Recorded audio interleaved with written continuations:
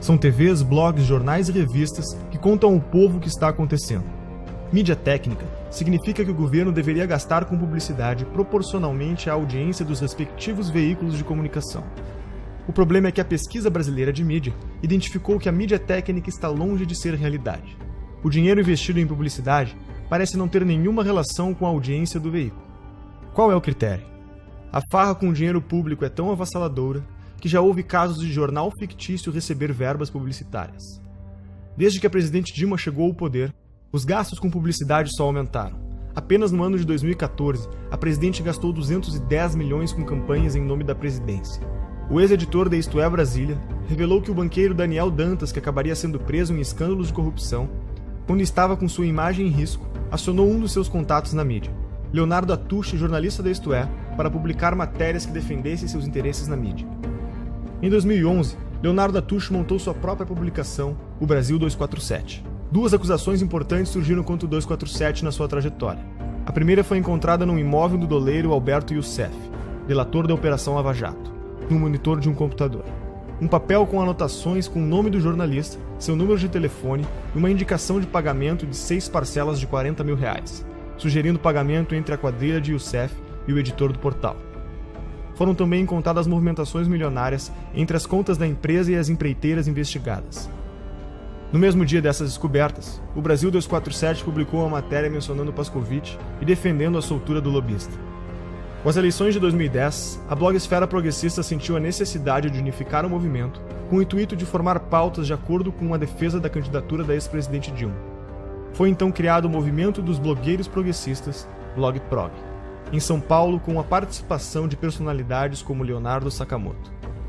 É possível afirmar que para cada leitor do blog Conversa Fiada, o governo gastou 1 centavo em publicidade, enquanto para o leitor da Folha, o gasto foi de 5 centésimos de centavo. Em 2013, a revista Carta Capital recebeu quase 7 vezes mais investimentos por leitor que a revista Veja, Isto É e Época. Quem é Leonardo Sakamoto? Um dos membros da BlogProg.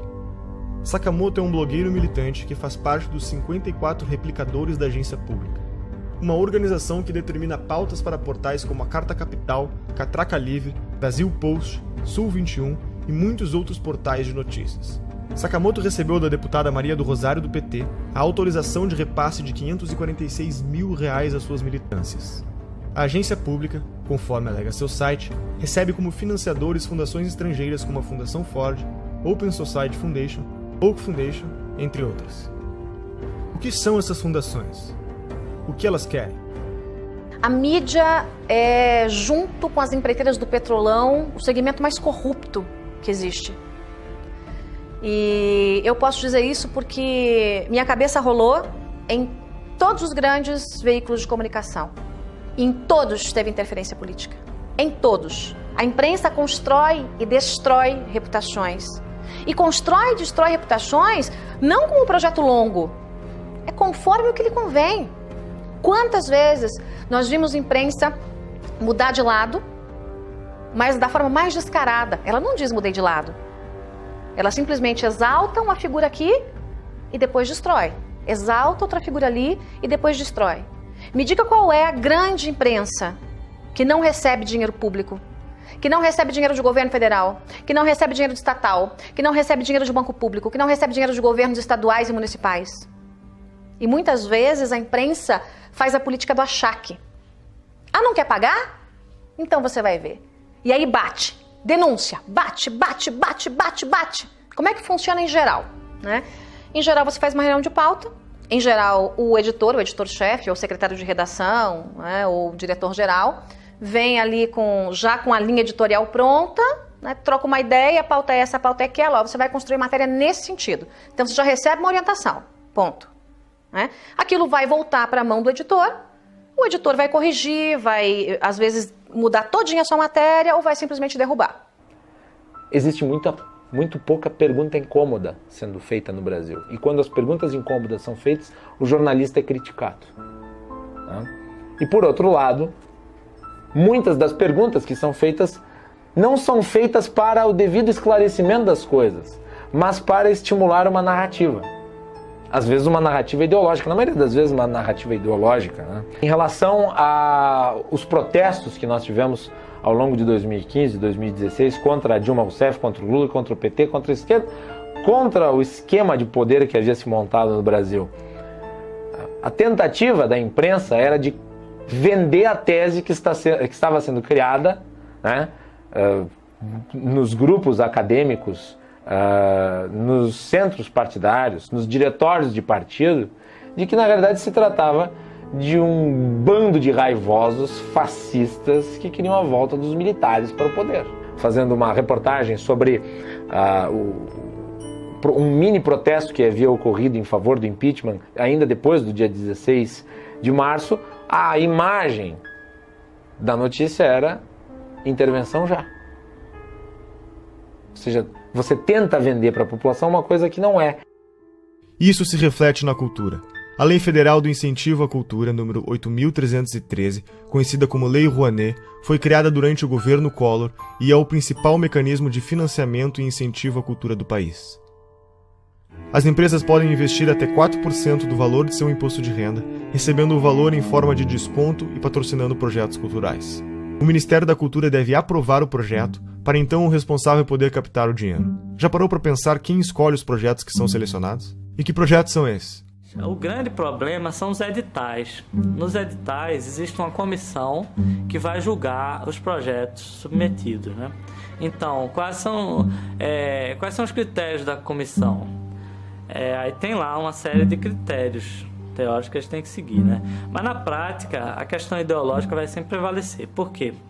Porque a maioria das pessoas que participa do julgamento de editais são pessoas de esquerda.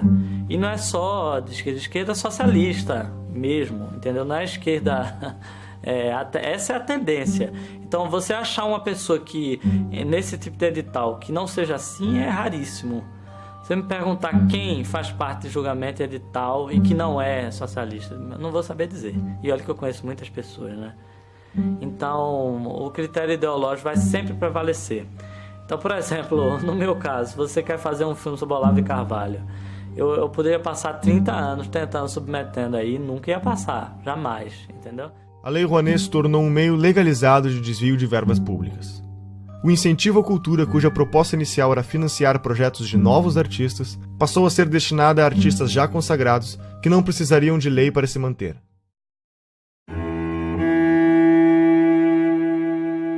Foi justamente na gestão do Gil que começou essa deformidade da Lei Rouanet. A Lei Rouanet já existia, mas essa coisa de beneficiar artista consagrado, artista tipo Ivete Sangalo, pessoas já com nome, já com anos de carreira, isso foi na gestão do Gil.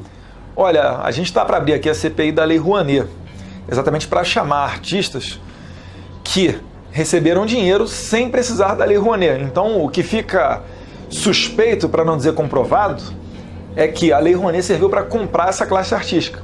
Dificilmente você vê um ator se posicionando contra o PT. Regina Duarte começou a bater duro, tomou uma geladeira na Globo. E diversos outros ou nada falam ou apoiam. Por exemplo, Luan Santana recebeu 4,5 milhões da Lei Rouanet. Será que ele precisa mesmo desse incentivo do governo para colocar diante dos seus shows? Será que um ingresso ali, que com certeza não é menos de que R$100 para um show dele, será que o ingresso do show dele já não é suficiente para ele se manter? E assim eles vão conseguindo comprar toda a classe artística. E traz muita gente a reboque. Quando um cantor fala alguma coisa, os seguidores dele, que são fanáticos por ele, adoram a música dele, adoram o trabalho dele no cinema e etc., eles não tendem a se confrontar com essa pessoa. Então é muito interessante para o governo ter essas pessoas ao seu lado. E aí já emenda no artista, já emenda logo intelectual também, intelectuais, artistas, e vão trazendo eles para cá. Exemplo notório, Wagner Moura ficava aí no exterior denunciando o golpe. Chega a ser uma infantilidade hoje em dia ficar batendo nessa tecla do golpe. Mas eles ficam a todo momento batendo em cima disso até que vire verdade. Porque eles querem colocar nos livros das escolas que houve um golpe em 2016 contra uma presidente eleita democraticamente. Os sistemas totalitários que nós tivemos no século XX, eles tiveram como principais fontes do ódio era a raça, a classe. E agora é o apartheid intelectual. Se você não é de esquerda, você é burro. São todos os donos do poder, todos esses, Chico Buarque, Caetano Veloso, Gilberto Gil, todos septuagenários. Todos detiveram esse poder cultural durante esses 50 anos. Não é uma questão apenas de que eles têm um poder político em 13. Isso o empresário tem que entender. Eles foram coronéis do Brasil durante esses 50 anos.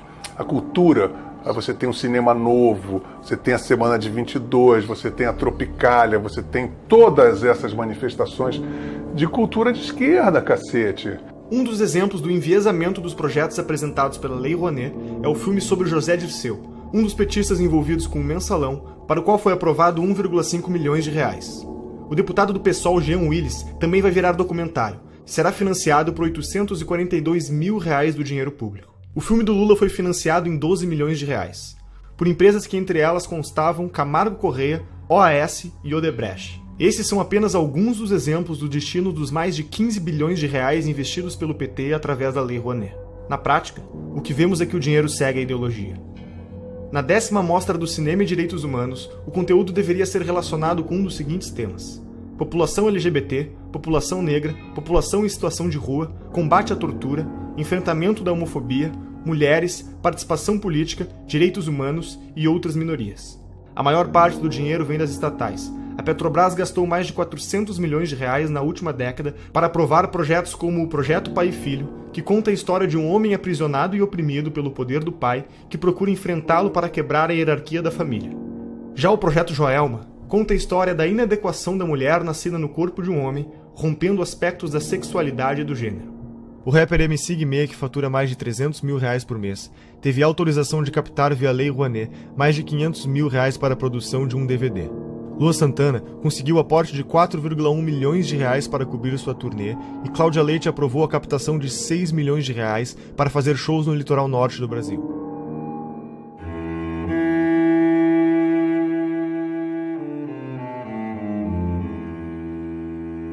No referendo do dia 23, você vai decidir se é contra ou a favor da proibição do comércio de armas. Reagir com uma arma, muitas vezes, pode transformar a situação numa coisa muito pior. Existe hoje no país mais de 15 milhões de armas na mão de civis. Se bala resolvesse o problema, o Brasil seria um paraíso de segurança, né? Olha, tinha artista que pedia o desarmamento, mas andava de carro blindado e seguranças armados até os dentes. Aí é muito cômodo, né? E eu consegui, através das minhas entrevistas, desmascarar esse povo todo. O Ratinho, por exemplo, eu lembro quando eu fui lá debater no programa dele, antes de entrar no programa, eu dei uma volta nas imediações do estúdio e comprovei que o carro dele era blindado. Comprovei que ele tinha 3 seguranças armados. Ele não tinha o direito de defender o desarmamento do povo quando ele não precisava disso, né? Outra, a Angélica, para você chegar no condomínio dela, a 300 metros você não conseguia chegar. Segurança totalmente armada. Se você acredita que vestir uma camisa branca com a pombinha da paz vai salvar a sua vida, use.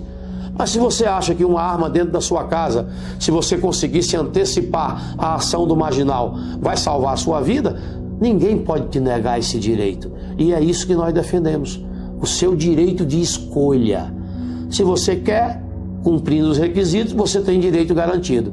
Coisa que, infelizmente, o governo do PT retirou isso do povo brasileiro. A violência pode ser usada para o bem ou para o mal. É que nem arma. A esquerda adora falar que a arma mata. A gente está num país que a gente sabe que tem mais arma que habitante e que a segunda emenda, que é o direito de legítima defesa, é sagrado.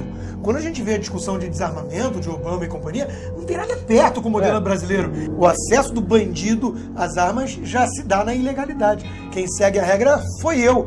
Fui eu que passei por um processo ultra mega burocrático de 5 dias úteis que você precisa esperar de background check aqui nos Estados Unidos.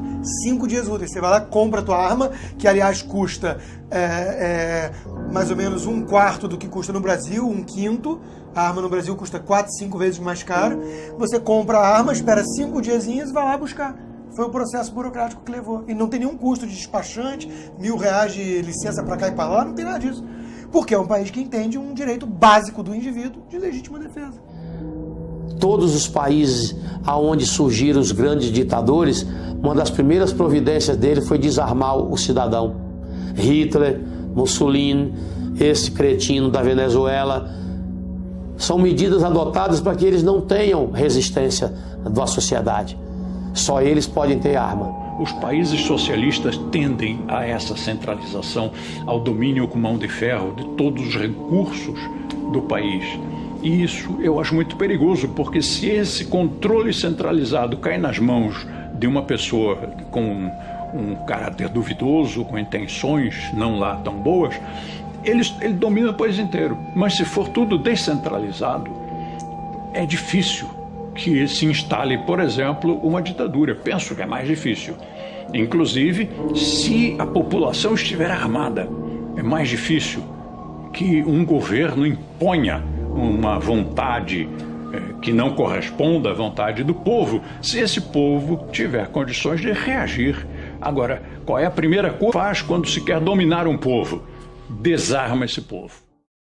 O Instituto Sou da Paz, que trabalha pela redução da violência, acha que menos armas resultam em menos mortes. O que a gente precisa fazer é reduzir essa quantidade imensa que tem de armas circulando nas nossas estações.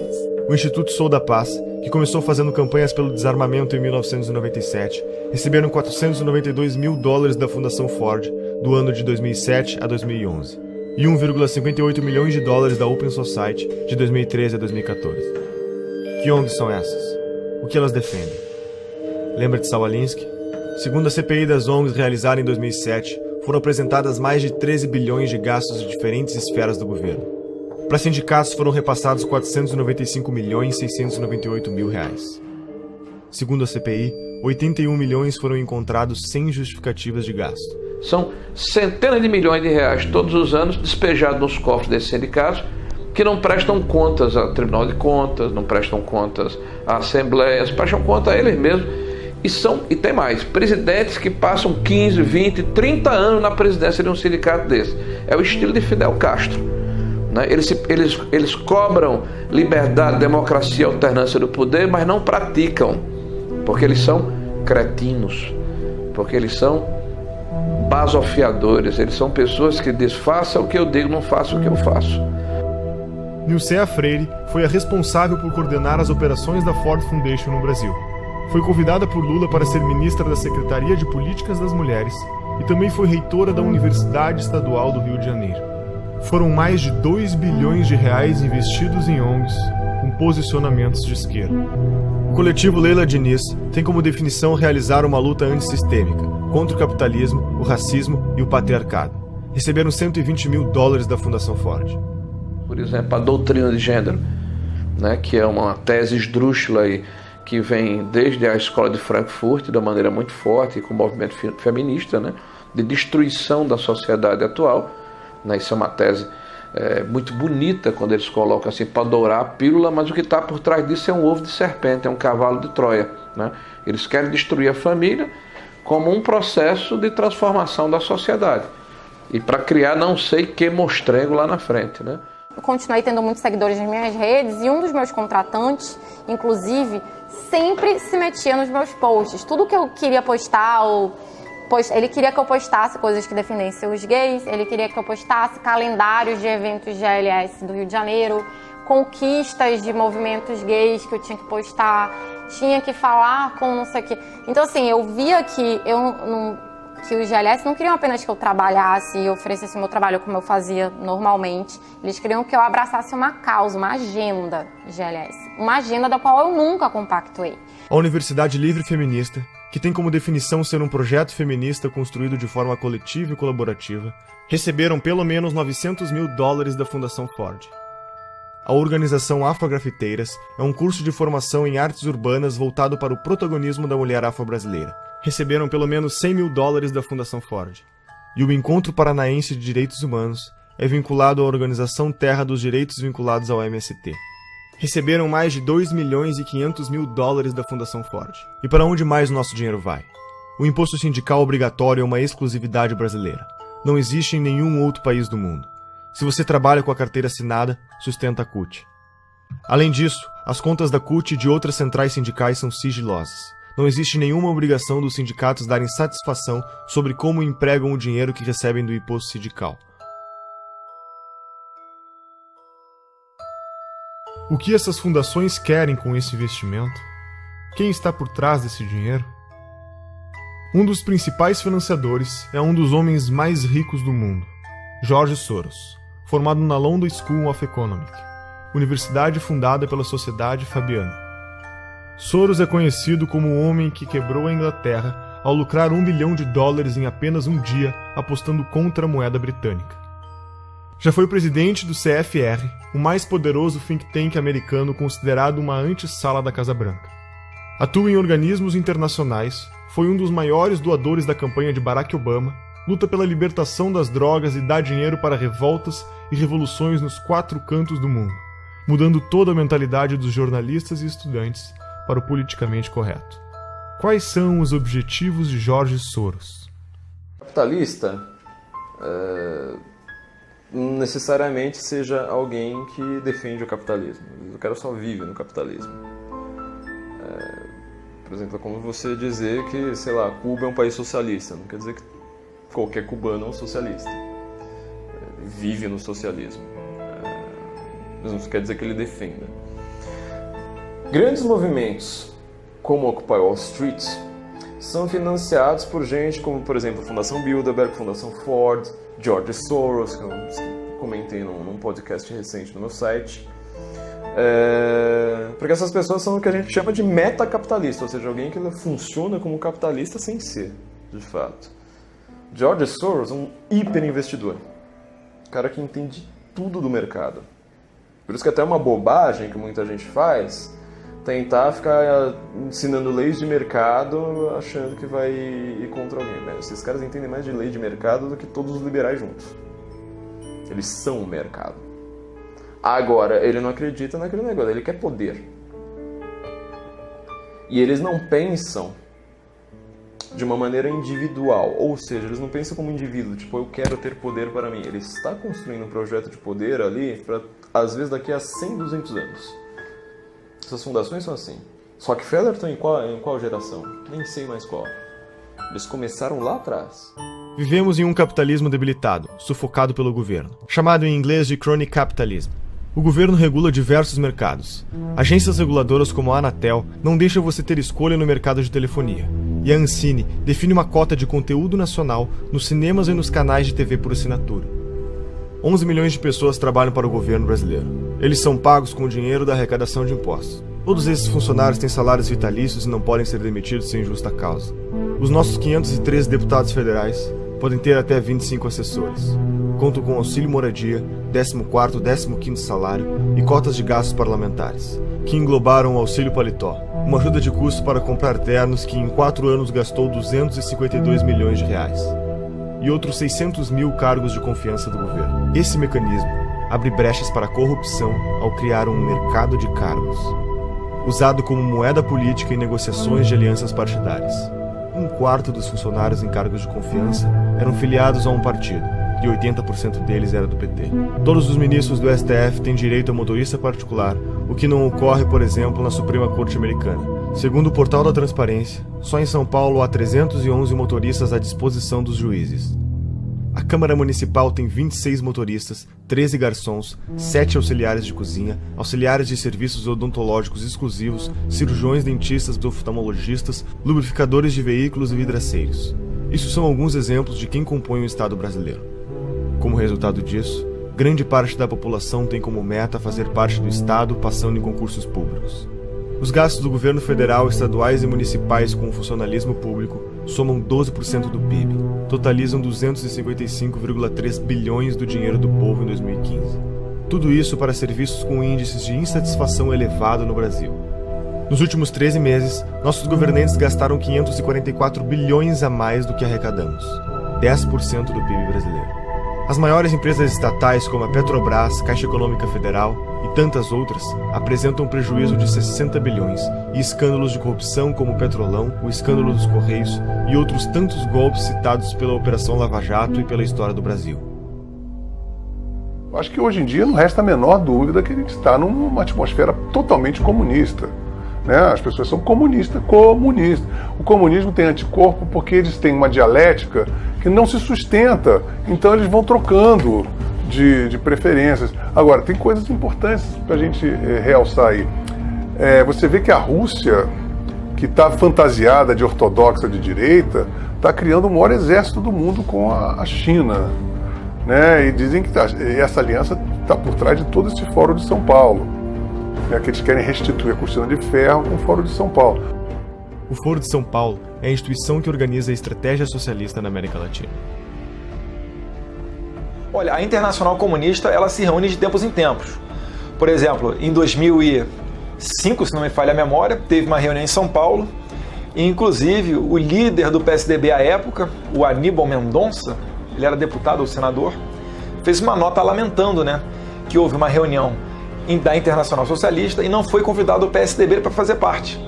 E o pessoal ainda insiste em falar que o PSDB é um partido de direita. Não, o PSDB é um partido de centro-esquerda, são sociais-democratas. A esquerda nunca se preocupou muito em definir o que era a palavra, o que era cada palavra que ela estava usando.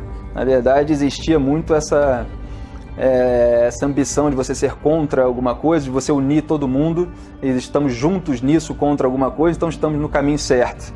Né? Só que eles não diziam exatamente para onde que estavam indo e iam causando uma série de tumultos pelo caminho. Então estavam vendendo um futuro hipotético, em nome do qual todas as ações no presente seriam justificadas. Aquilo foi muito fácil de entender e de aplicar aqui no Brasil, porque o debate público estava cheio desse pessoal propondo isso. E eu lembro quando tivemos a ideia de construir o Fórum de São Paulo. E aí veio a ideia, conversando com os companheiros cubanos no primeiro momento, de fazermos uma reunião da esquerda latino-americana. Antes que muitos latinos-americanos conhecem Paulo Freire, e ele dizia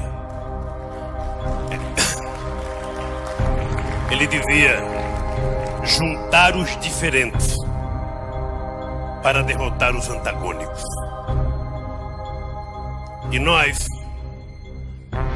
que uma das forças políticas que mais contribuiu para que nós chegássemos a construir o que nós construímos, foram os companheiros do Partido Comunista Cubano, que sempre tiveram paciência e experiência de nos ajudar.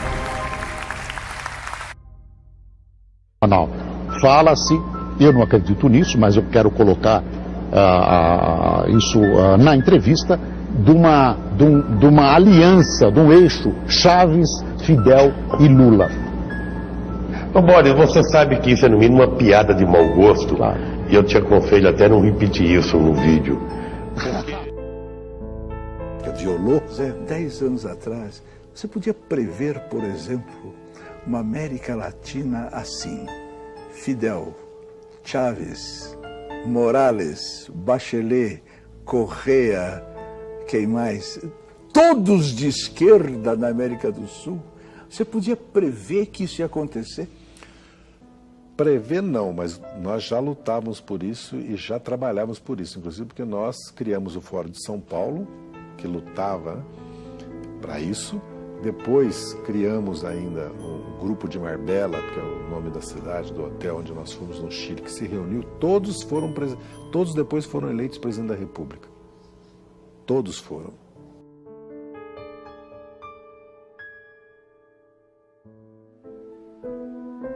Tudo custou muito caro para o Brasil.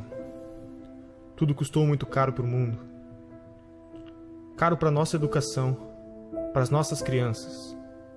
Caro para a autoestima da humanidade e para todos os 100 milhões de mortos que perderam seus sonhos em genocídios e na falta de liberdade. Herdamos a responsabilidade de acabar com a utopia. Nós temos o compromisso de aprender com o passado. Não podemos deixar esse episódio da história desconhecido. É nosso dever documentar tudo para que nas próximas gerações os jovens saibam que está na mão deles preservar a trajetória da humanidade. O mundo anseia pela verdade para se libertar e continuar crescendo.